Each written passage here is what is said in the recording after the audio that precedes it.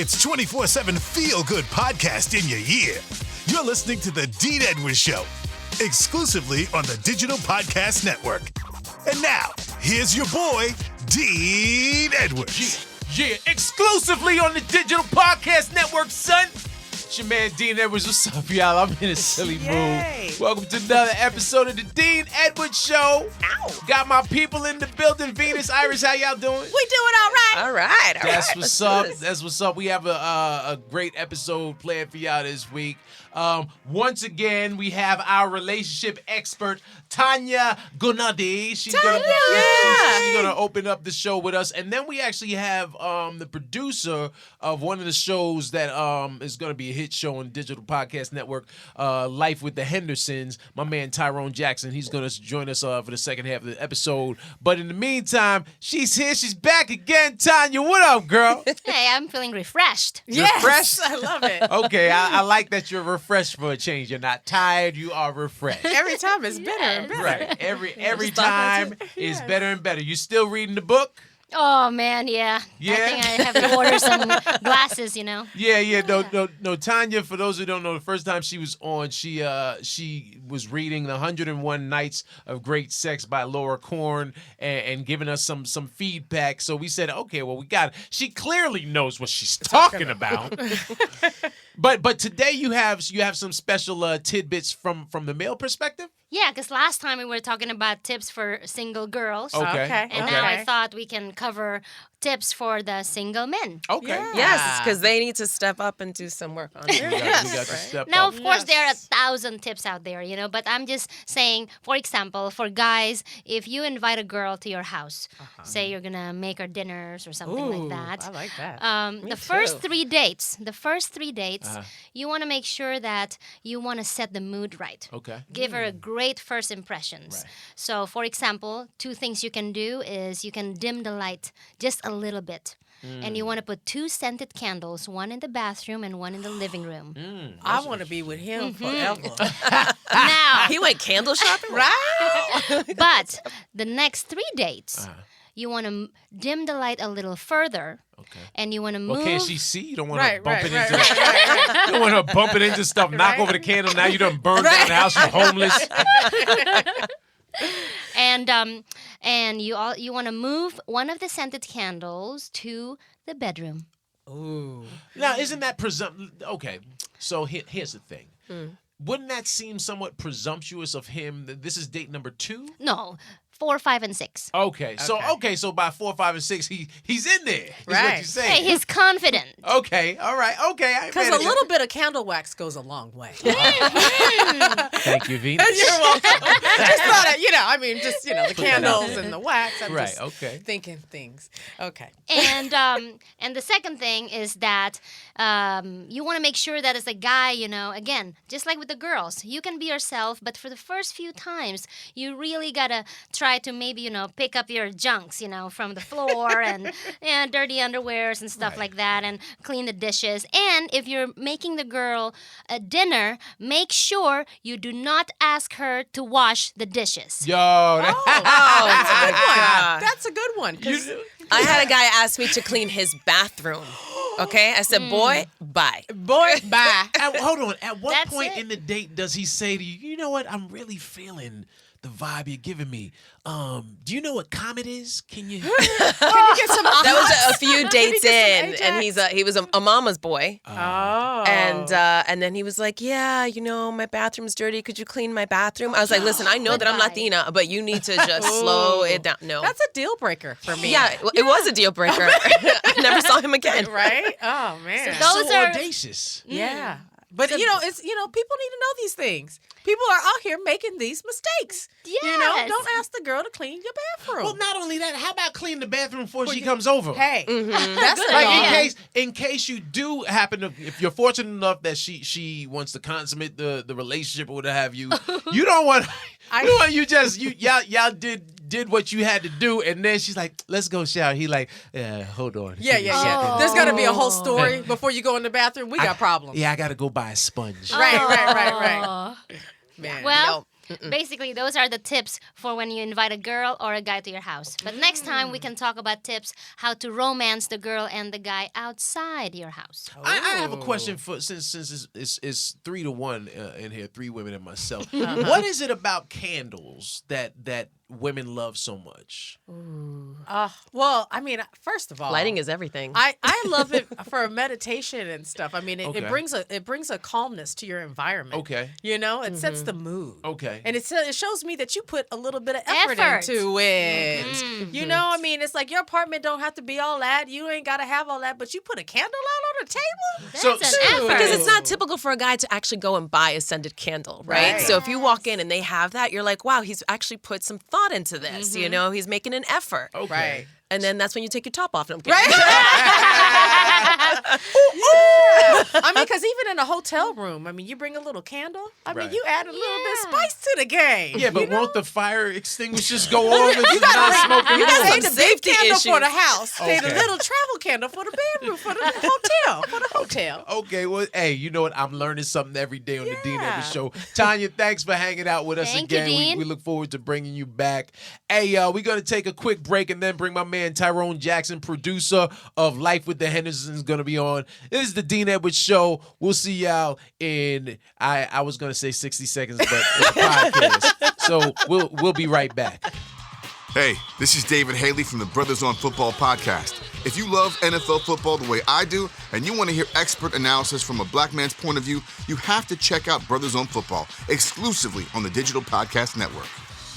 Yo, welcome back to the Dean Edwards Show. As I said before the break, said we had a special guest. He is one of the producers and creators of Life with the Hendersons. My man, Tyrone Jackson. Tyrone, what up, man? Thank you. I can't believe I'm here. It's so nice to see. I saw the Tyrone. relationship expert in the hallway. Did you Tanya. talk to her? Did I got her number. Oh, I'm really serious. 'Cause right. I don't know if I need advice, but I'll take it. Right? It's always good She's to full of have her. ideas. She is full of vibrant energy and information. You know, and I just learned that I have to invest in more candles. Yes, candles.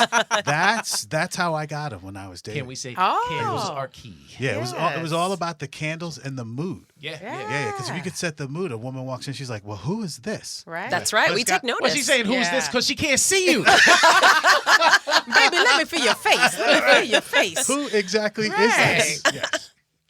So Tyrone, you Yeah. created this new show on the Digital Podcast Network called Life with the Hendersons. Yes. We need you to tell us about it, brother. Well, What's the show about? It was just a great opportunity. They came to me. They said, "Hey, if you could create a show that's an audio program, Okay. what would it be?" And the first thing I thought of was, of course, Blackish, right? Because Great show. I Yeah. wanted to show what would happen if two people who went to Howard. By the way, your wife went to Yeah, Howard, she right? did. HU. Spent a lot Yes. of time on 95 going back and forth to HU. Yeah. It was fun. And Howard is this place Yeah. that produces extraordinary people. Yeah. So I wanted to create a story where this couple had actually met at Howard, Mm-hmm. and they go out into the world and they do something extraordinary, and now they got to learn about life as young, black, successful people. Okay. And at least, and the whole idea was that they were educated. So I didn't want the show to be stereotypically black. Right. So we've got Jamal, our lead character, who's a lawyer, and his wife Tina, who started a digital marketing firm, and they're doing really well.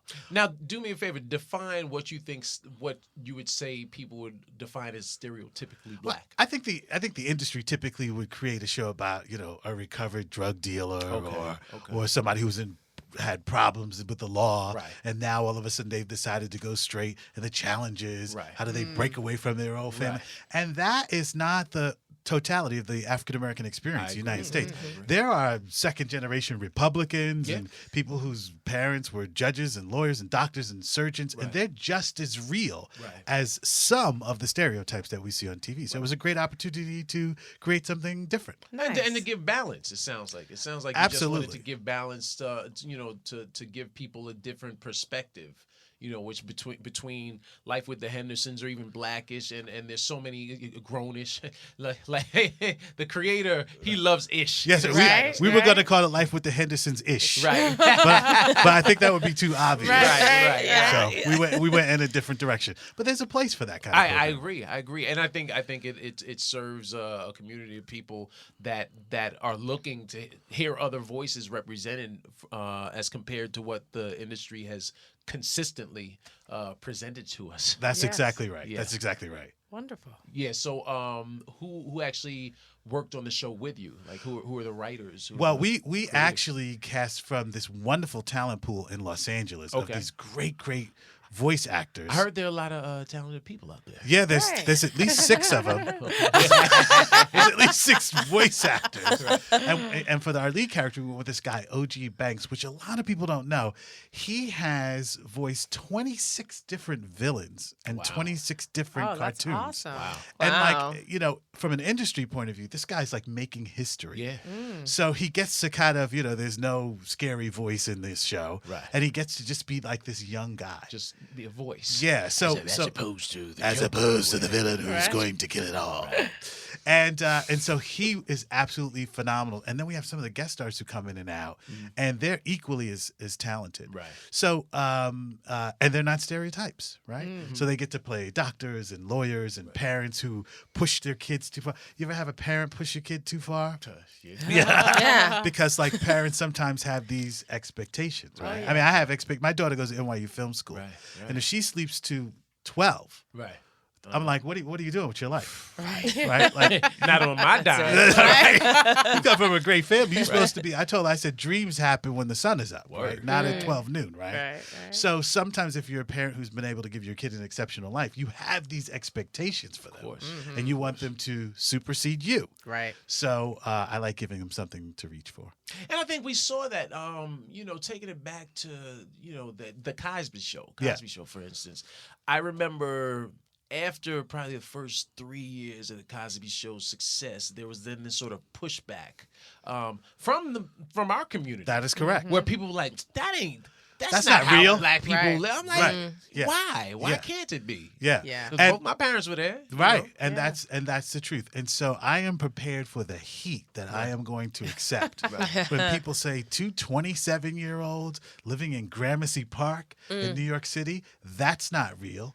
And it is real. We just course it don't is. see it represented in the media enough. It's Right. such an important story to tell for these young people that are out here right now to see a different way of life if they're not living that life already. Know that you can be Right. these things. You can be an attorney. You can have your own company. Right. Yes. I love that. Yes, and It's amazing. and you should be proud of that. Yes. So we did an episode. I don't know if you guys heard, where a rapper who we call Pink Ice actually Sounds familiar. comes in to this black lawyer's office, and Pink Ice doesn't realize that some of his behavior and some of the language he's used, like "yo, dog," and "what's up," and "we fam," and all that. Like maybe a black lawyer doesn't want to hear that. Right. Maybe he's a little insulted by that. So the question becomes, what does our hero do? Does he represent this guy for the paycheck, or does he confront him and go, "Hey, listen, that's not cool with me." Right. Right. And then we find out as we listen to the episode the difference between ethics and professionalism. Right. Because some people say, I want to keep it real always. Right. Well, when you're running a law firm, you can keep it real, and you may still have to come up with some political issues that are a little challenging. Right, and that I've said it before on our show here that as a person of color, specifically I'm black, as a black male. Wait a minute, is that true? It is. When did that happen? I didn't get the memo. But you have your two voices. You have your professional voice, and then you have your at-home voice. And I think what I listened to the episode, and I found it interesting because I said in my mind, I said, you know what? I was going to say crushed ice. Pink Ice. Pink Ice doesn't have to do that. Doesn't have to switch up. He's comfortable in the character he's playing. Yes. Because he's comfortable in that character, he doesn't think there are repercussions to presenting that, and he doesn't realize how insulting that is to a young professional lawyer that Pink Ice is assuming this is right, dog. We fam, and he's like, my black people don't talk to me this way. right. Why are you doing it? That's exactly right. Right. And this is the funny thing about the African American experience in America. There's a full range of experiences that are not represented. We did a show on weaves. Now, anybody who's ever dated a black woman knows that somewhere along the line, you're going to have to take her to get a weave. or a weave as a topic is going to come up, right? And then we did a show on competition in families, sweet potato pie versus sweet potato poon. Right. And then there's another show where Jamal's heritage is of West Indian descent. Respect, Sid. Yes. And his uncle brings in a traditional West Indian food that is fatty. And he's like, well, I went to Howard. I learned about diet. I don't eat fatty foods. Right. But does that mean that you're betraying your culture now? Because you don't want pig feet and chitlins all the time. Be healthy. You want to be healthy. Maybe you want to live. Maybe you want to see your kids. Right? Shoot, I lived through that in my household. I remember my mother make pig's feet, and I was like, I'm good. Look, I'm good, and then you hear my stomach. Now, my mother used to make chitlins. Your mother make chitlins? Now, you know what? The closest thing we had to chitlin was barbecued pork. Okay. But you covered it. I've never been big on the hog. Okay. And I think the first time I saw a jar of pig's feet and I looked close and I could see a hair, I was like, I'm good. Yeah. I don't know what pescatarian is, but I'm gonna investigate.